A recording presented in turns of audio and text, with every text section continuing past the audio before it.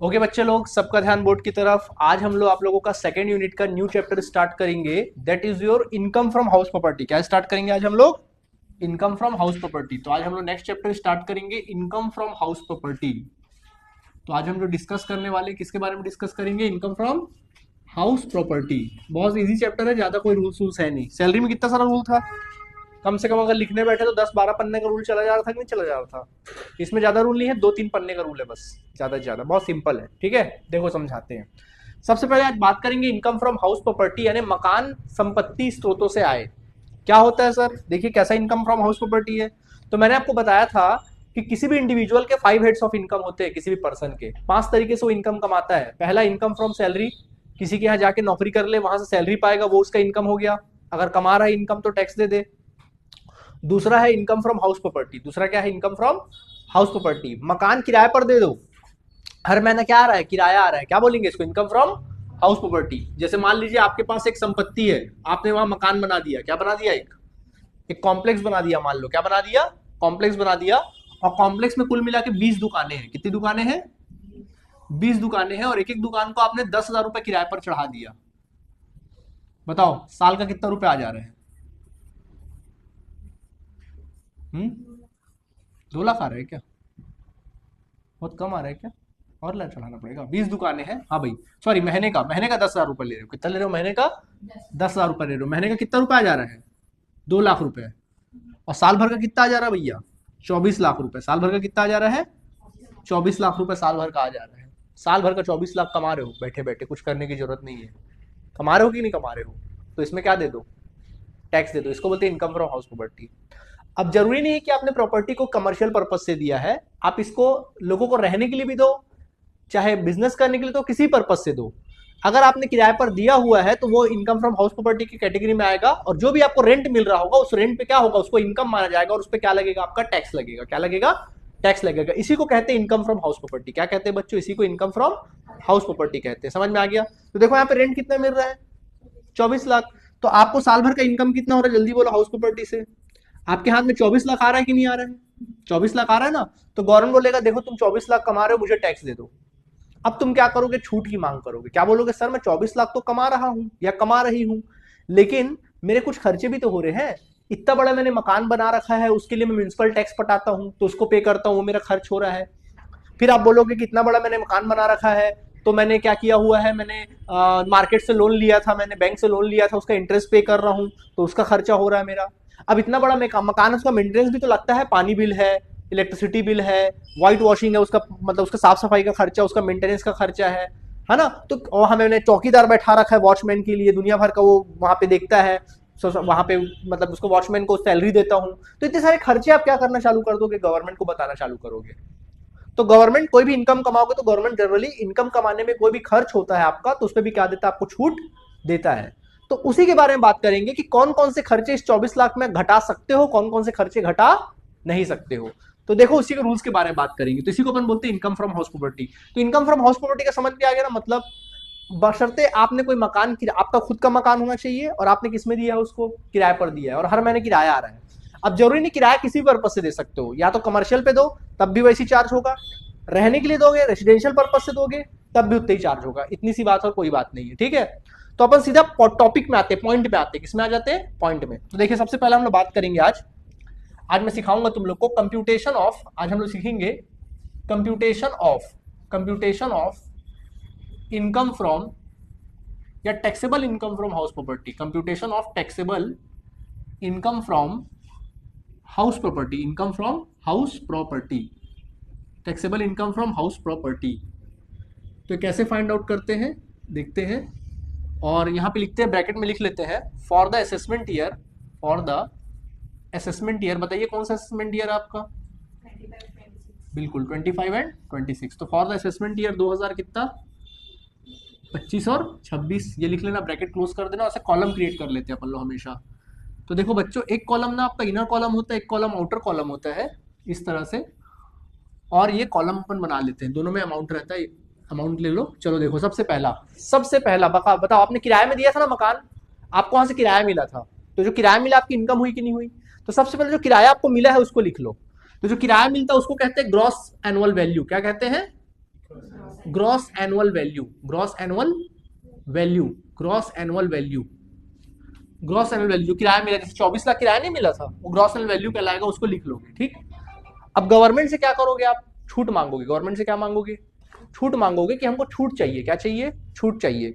तो सबसे पहला क्या बोलोगे कि ग्रॉस एनुअल वैल्यू, गवर्नमेंट से आप छूट मांगोगे। ठीक है, क्या बोलोगे कि मुझे छूट दो कि मैं इतना बड़ा मकान बनाया तो मैं उसमें म्यूनिसिपल टैक्स पे कर रहा हूं आपको। ठीक है, तो अब गवर्नमेंट बोलेगा ठीक है ले ले छूट।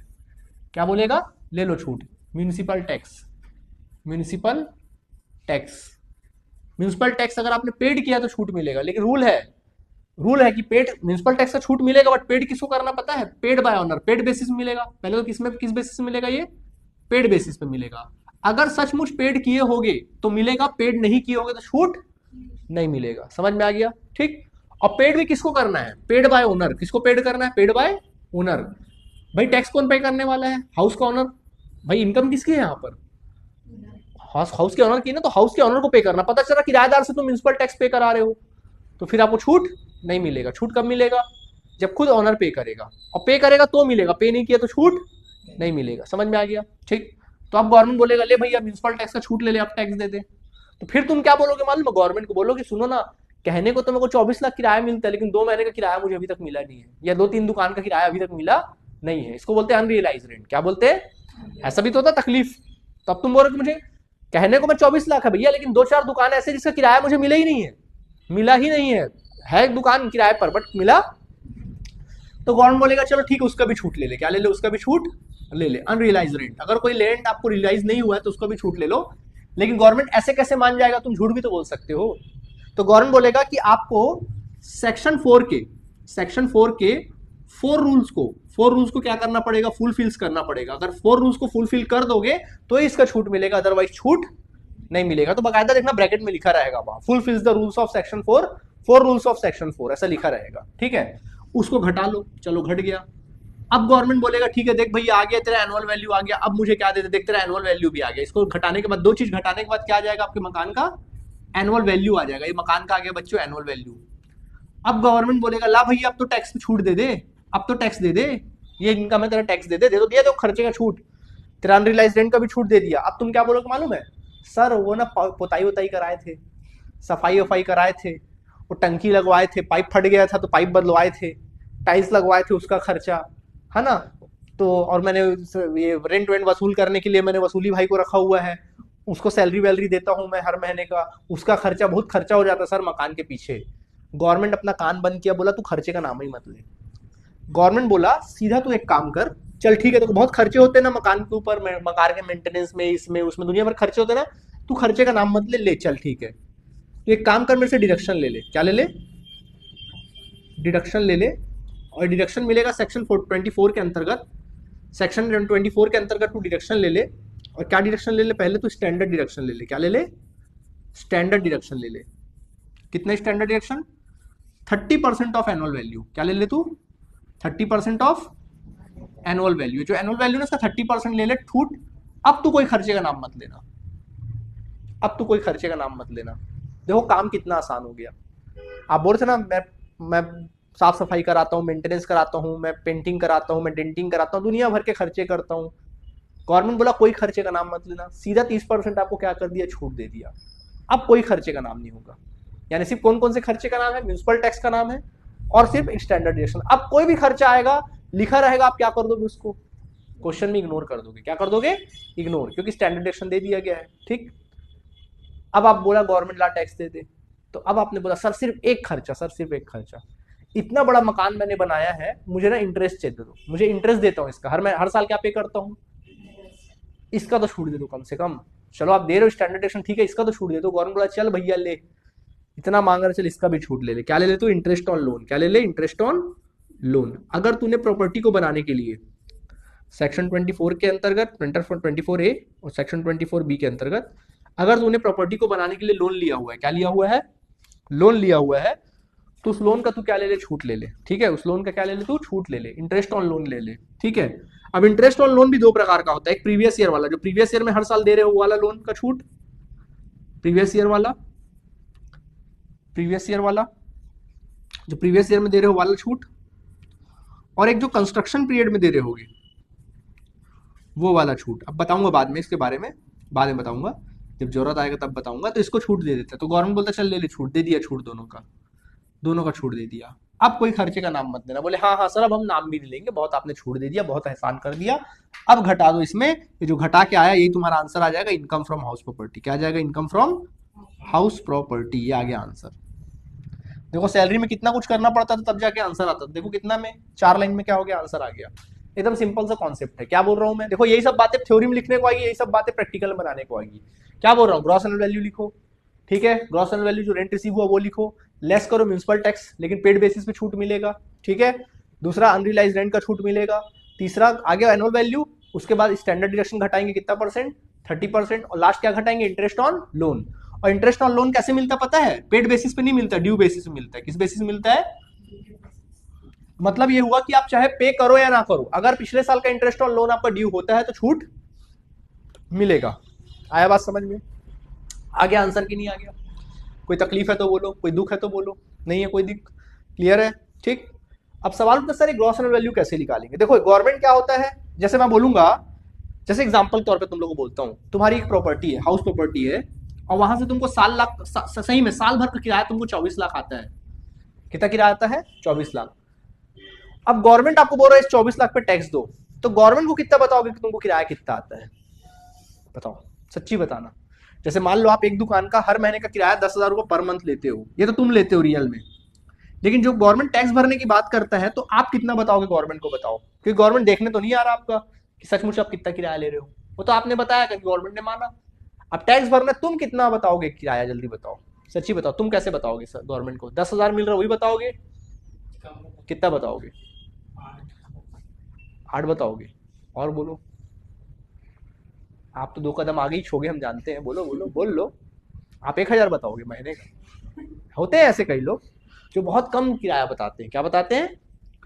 लेते 10,000 रुपए है, लेकिन किराया की जब बात आती, गवर्नमेंट को टैक्स पे करने की बात आती, तो लोग 1,000 पर मंथ बता देते हैं, बोलते हैं हम तो 1,000 पर मंथ होता है। जैसे आप जनरली अपने एनुअल इनकम बताते हो घर का, फैमिली एनुअल इनकम साल का 1 लाख रुपए कमाते, 75,000 कमाते, 70-45,000 कमाते साल का, बताते हो कि नहीं बताते हो? ऐसा 60,000 कमाते हैं एनुअल इनकम, ऐसी बताते हो कि नहीं बताते हो? जबकि कमाते अच्छा खासा हो, वैसी बस वही कहानी, जब इनकम बताने की बारी आती लोग कम बताते हैं। तो गवर्नमेंट, अगर तुम चालाक हो तो गवर्नमेंट तुमसे ज्यादा चालाक है। वो आपसे नहीं पूछता तुम कितना, तुमसे पूछ लेता तुम कितना किराया लेते हो, वो पूछ लेगा तुम 1,000 लेते हो, 2,000, जो बोलो, कम बोलो ज्यादा बोलो, ठीक है, वो पूछ लेगा, आपसे पूछ लेगा, लेकिन वो चलाएगा अपना दिमाग। क्या चलाएगा? अपना दिमाग। इसी के लिए वो ग्रॉस एनुअल वैल्यू निकालता है। क्या निकालता है? ग्रॉस एनुअल वैल्यू निकालता है आपके लिए। क्या निकाल देता है? ग्रॉस एनुअल वैल्यू निकाल देता है वो ग्रॉस एनुअल वैल्यू निकाल देता है, ठीक है। तो वो निकाल देता है ग्रॉस एनुअल वैल्यू। कैसे निकालेगा? देखो आज मैं सिखाऊंगा तुम लोग को determination of gross annual value. Determination of gross annual value कैसे निकालते हैं? Determination of gross annual value देखो, सबसे पहला कैसे निकालना है समझो। सबसे पहले आपको निकालना पड़ेगा, ग्रॉस एनुअल वैल्यू निकालना है तो आपको निकालना पड़ेगा, अगर आपको ग्रॉस एनुअल वैल्यू निकालना है तो कैसे निकालेंगे? देखो सबसे पहले आप लोग ऐसा करना, सबसे पहले तुम लोग निकालना ग्रॉस एनुअल वैल्यू। अगर आपको निकालना है तो कैसे निकलेगा? ग्रॉस एनुअल वैल्यू कैसे निकलता है? तो देखो ऐसे निकलता है, गवर्नमेंट कहती है which ever is greater, which ever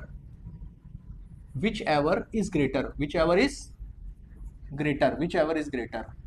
number 1 actual rent. आपसे पूछ लेगा आप एक्चुअल में कितना रेंट पाते हो, आप कम बताओ ज्यादा बताओ, बात की बात है। एक्चुअल रेंट रिसीव, एक्चुअल में साल भर में आपको कितना रेंट मिला वो पूछ लिया गवर्नमेंट ने, वो ले लिया। और दूसरा एक्सपेक्टेड रेंट, गवर्नमेंट अपना खुद का एक्सपेक्टेड रेंट निकालेगा। गवर्नमेंट क्या करेगा? अपना खुद का एक्सपेक्टेड रेंट निकालेगा। एक्सपेक्टेड रेंट दोनों में जो ज्यादा होगा, दोनों में जो क्या होगा, ज्यादा होगा, वो गवर्नमेंट कंसीडर करेगा। समझ में आ गया कि नहीं आ गया? ठीक है। अब एक्सपेक्टेड रेंट कैसे निकलेगा? तो देखो अब एक्सपेक्टेड रेंट की बात करते हैं तो हो गया ग्रॉस एनुअल वैल्यू। अब हम निकालेंगे एक्सपेक्टेड रेंट। तो देखो बच्चों एक्सपेक्टेड रेंट कैसे निकलेगा? अब एक्सपेक्टेड रेंट कैसे निकलता है समझना। एक्सपेक्टेड रेंट, तो एक्सपेक्टेड रेंट कैसे निकलेगा? बड़ा सिंपल तरीका है, विच एवर इज ग्रेटर, निम्न में जो ज्यादा हो, ठीक है, ग्रेटर हो, which ever is greater. Number one municipal value, municipality जो है ना, सब एरिया का ना, म्यूनिसिपैलिटी जो है ना सब एरिया का ना एक वैल्यू डिक्लेयर कर देती है कि इस प्रकार के वैल्यू का इतना रेंट तो होगा। एक म्यूनिसिपैलिटी के हिसाब से जो मकान का रेंटल वैल्यू होता है वो ले लेना, ठीक है। और दूसरा होता है फेयर रेंट, जो उस एरिया का फेयर रेंट होता है। क्या होता है एरिया का फेयर रेंट? जैसे होता है ना आप लोग के एरिया का फेयर रेंट होता है, अलग अलग एरिया का फेयर होता है। जैसे हम पूछेंगे भाई विनोबा नगर में क्या रेंट चल रहा है भाई, कितना मिलेगा, तो सामने वाला बोलेगा 5,000 में मिल जाएगा, 10,000 में मिल जाएगा, सिरगिट्टी में कितने का मिलेगा, इसको बोलते हैं फेयर रेंट, जो वहां चल रहा है भाव ताव, ठीक है, वो फेयर रेंट होता है। तो जो दोनों में ज्यादा होगा वही तुम्हारा क्या होगा, एक्सपेक्टेड रेंट। फिर उसमें कंपेयर करके निकाल लेंगे। आया बात समझ में कि नहीं आया? ठीक, ऐसा होता है। लेकिन लेकिन लेकिन लेकिन थोड़ा सा प्रॉब्लम है। बट अगर मान लो क्वेश्चन में व्हेन स्टैंडर्ड रेंट, जब क्वेश्चन को पढ़ना, अगर क्वेश्चन में लिखा है when standard rent given in question, अगर आपके क्वेश्चन में standard rent given in question, अगर आपके क्वेश्चन में स्टैंडर्ड रेंट दिया, क्या दिया है, स्टैंडर्ड रेंट दिया, थोड़ा काम आपका बढ़ जाएगा। स्टैंडर्ड रेंट नहीं, देखो क्वेश्चन में क्या क्या दिया रहेगा आपको, क्वेश्चन में दिया रहेगा actual rent, municipal value, fair rent, ये 3 चीज दिया रहेगा। तो कैसे करोगे, म्यूनिसिपल वैल्यू फेयर रेंट में देखोगे ज्यादा कौन है, जो ज्यादा होगा उसको क्या, वही क्या कहलाएगा तुम्हारा एक्सपेक्टेड रेंट। एक्चुअल रेंट दोनों में कंपेयर करके आपका आंसर आ जाएगा ग्रॉस वैल्यू, उसी के हिसाब से क्वेश्चन बनेगा, ठीक है। लेकिन अगर क्वेश्चन में एक और चीज दिया, चौथा चीज दिया, क्या दिया है, स्टैंडर्ड रेंट, तो थोड़ा काम बढ़ जाएगा। कैसे बढ़ जाएगा, देखो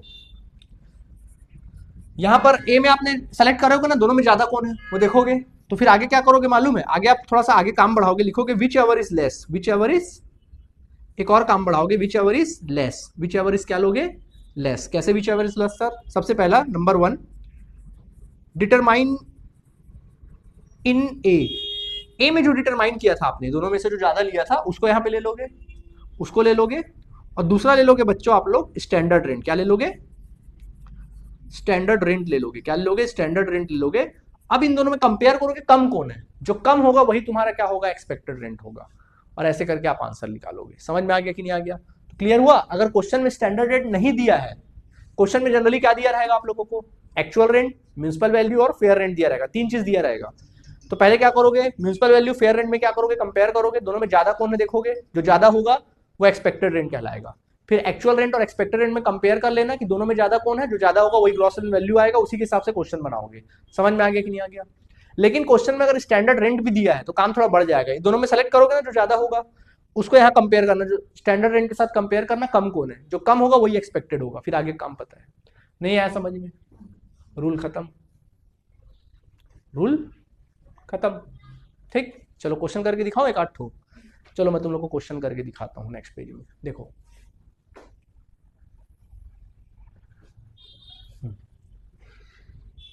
जैसे क्वेश्चन करके दिखाता हूं तुम लोगों को, जैसे यही क्वेश्चन है, देखो इसको मैं ऐसे ही बना देता हूं, बाकी तुम लोग नोट करके पूरा बना लेना, बाद में कैसे बनाते हैं बता दूंगा, अभी आप लोग ऐसे ही बना सकते हो। चलो बना ही देते हूँ, रुको बना ही देता हूँ, रुको क्या लिखा है इसमें, देखो बनवा ही देता हूँ। देखो क्या लिखा है, compute the net annual value from the following information. आपको एनुअल वैल्यू निकालना है, क्या निकालना है, एनुअल वैल्यू निकालना है। अलग अलग इन्फॉर्मेशन दिया है, देखो क्या बोल रहा है, पहला क्या बोल रहा है समझो, मकान ए है, मकान बी है, मकान सी है, मकान क्या है, डी है।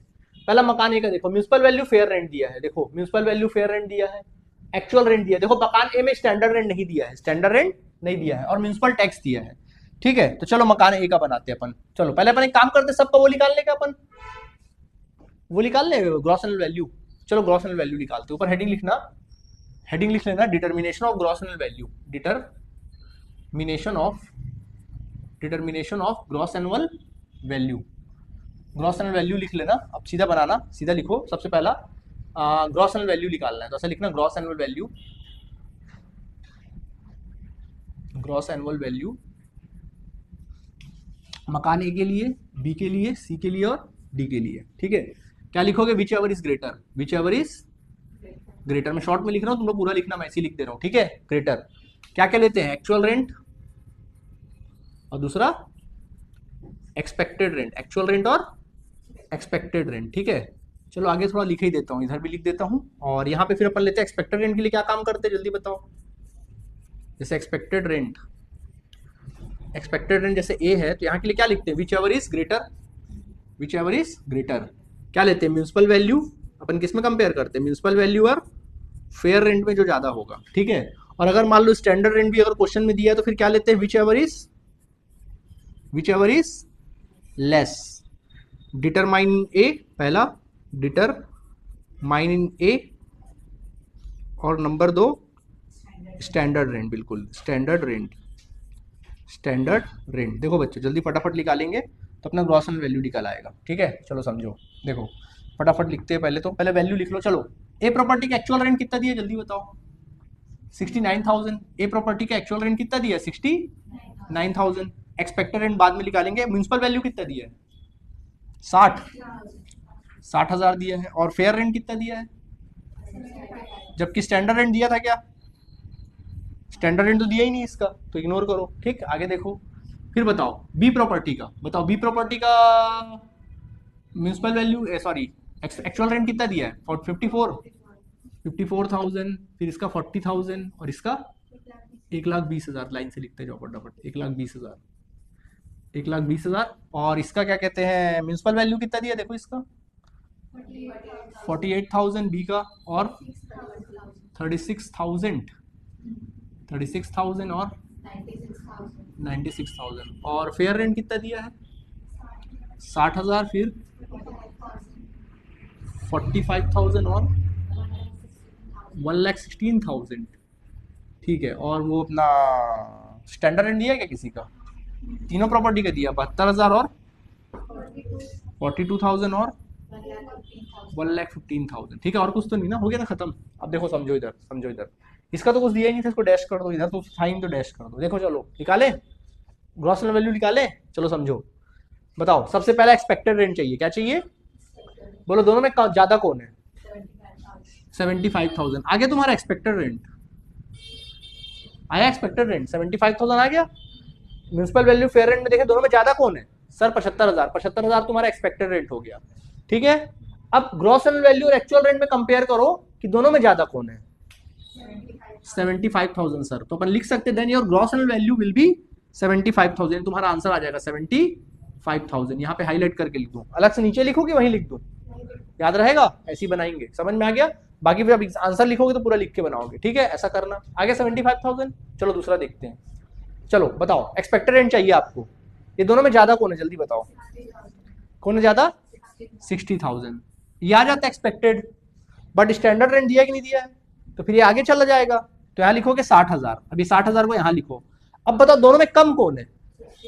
60,000। तो 60,000 कम है, तो यही बच्चों आपका एक्सपेक्टेड रेंट कहलाएगा। आया एक्सपेक्टेड रेंट। अब आप कंपेयर करो एक्चुअल रेंट और एक्सपेक्टेड में ज्यादा कौन है? हाँ, कौन है ज्यादा?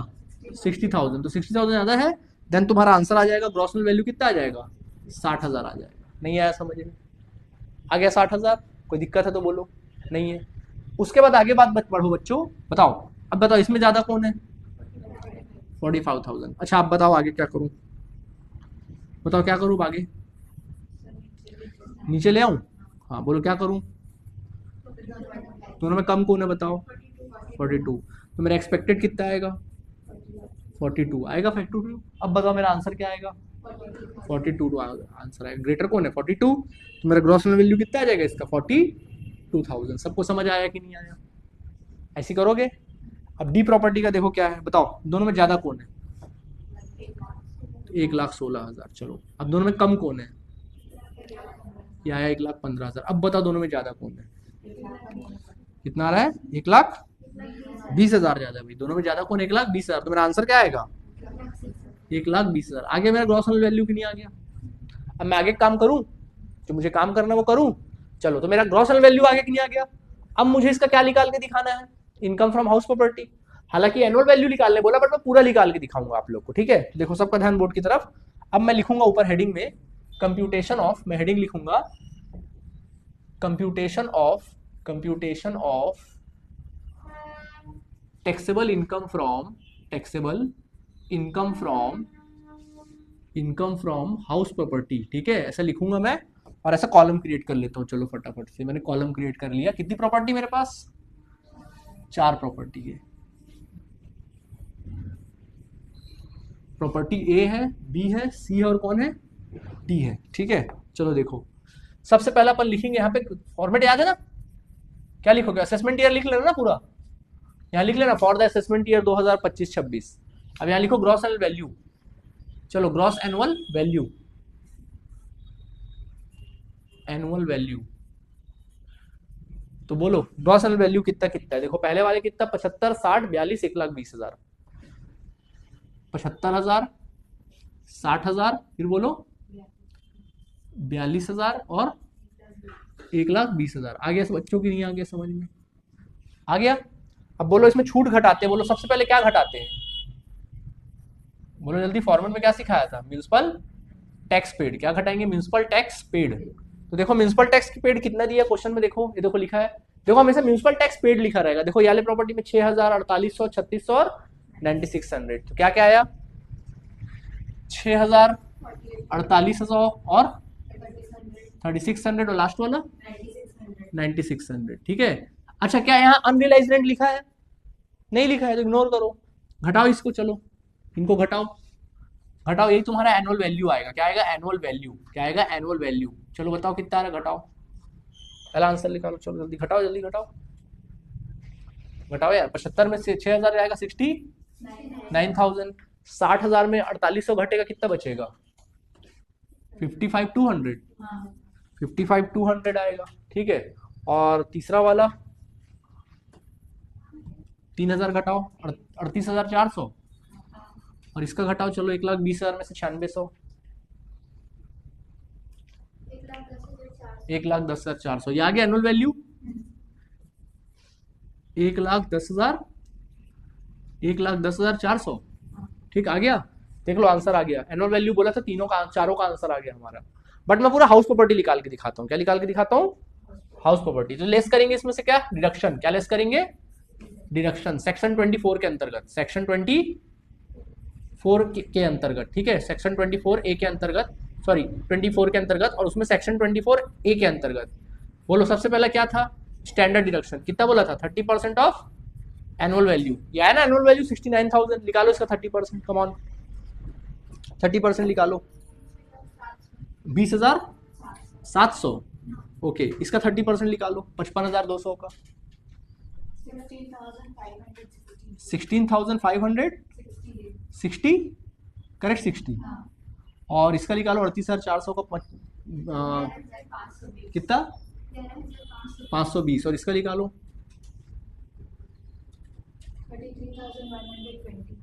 33,120। अब बेटा घटा दो इन लोग को, सबको घटा दो। ये आ गया तुम्हारा income from house property, final answer. अच्छा इसमें रेंट में वो नहीं था ना, इंटरेस्ट ऑन लोन वोन नहीं दिया है करके मैं इग्नोर कर रहा हूँ। इंटरेस्ट ऑन लोन भी घटाते बट नहीं दिया, इग्नोर कर देते हैं। चलो निकालो कितना है घटा के, 48,300। फिर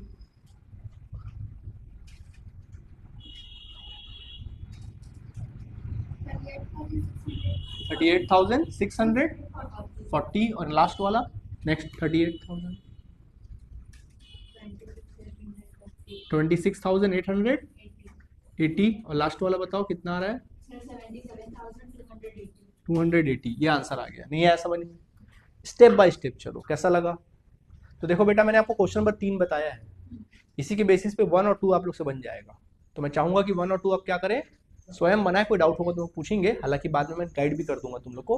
अब कल से मैं कुछ रूल्स बताऊंगा, और 2-4 रूल बताऊंगा इसके छोटे मोटे, और सीधा फिर हम लोग क्या करेंगे, बड़े प्रैक्टिकल क्वेश्चन करना स्टार्ट कर देंगे। ठीक है, तो आज के लिए तक काफ़ी है। चलिए थैंक यू बच्चों, इसको नोट कर लेना, इसको नोट कर लो। आज हम लोग की ये क्लास, पहला टॉपिक, दूसरा, तीसरा, चौथा। Thank you.